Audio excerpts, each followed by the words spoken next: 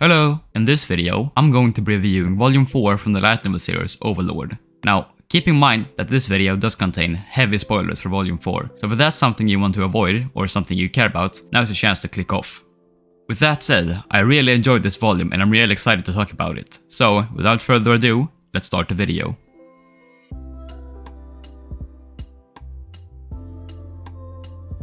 Volume 4 of Overlord revolves around a new race called the Lizardmen. Ainz gets his eyes on them and decides that they're going to be subject to Nazarick rule. He sends out an army, led by the floor guardian Coctus, to take over the Lizardman tribes, but not before sending a warning to the Lizardmen about the invasion. Upon seeing the warning, Shasuryu, the leader of one of many Lizardman tribes, sends out his brother Saryusu on a mission to unite all Lizardman tribes under an alliance so that they might stand a chance against Ainz's invasion. He eventually succeeds in uniting the Lizardmen, and during his trip he meets mainly two other Lizardmen, a warrior named Zenibel and an albino female named Crush, who eventually becomes his romantic partner. When Coctus' army finally attacks, the now united Lizardman tribe succeed in fighting off the Nazarickian attackers. After a defeat, Ainz hosts a meeting with Coctus and all of the other floor guardians, where they discuss the future fate of the Lizardmen. Ainz decides to give Coctus a new chance to invade the Lizardmen under two requirements. First is that he himself shall do it and not an army under his control, and the second is that he will rule over the Lizardmen once they've been conquered. Coctus does as he's told, and turns out to be way more effective on his own as opposed to him leading an army. Coctus finally succeeds in conquering the Lizardmen and even kills their top warriors, including Saryusu, Zenibel, and Shasuryu. After the Lizardmen's defeats, Ainz negotiates a peace treaty with the Lizardmen's surviving leader, Crush, in which the Lizardmen are to have absolute loyalty and obedience to Nazarick, if Ainz in turn revives Crush's lover, Saryusu. She agrees to the peace treaty, and the novel finally ends as we get to see a scene detailing Saryusu's resurrection.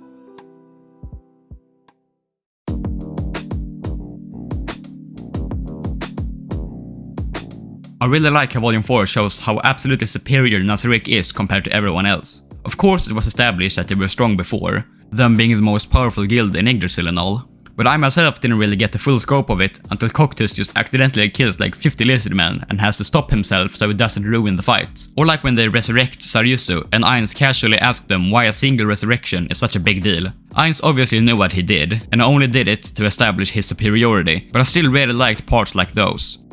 I'm also a big fan of how Kugane Maruyama handled Ainz in the book. Maruyama does a really good job of showing that, while Ainz has transformed into an undead, he's still his same salaryman self at heart and doesn't always have a solution.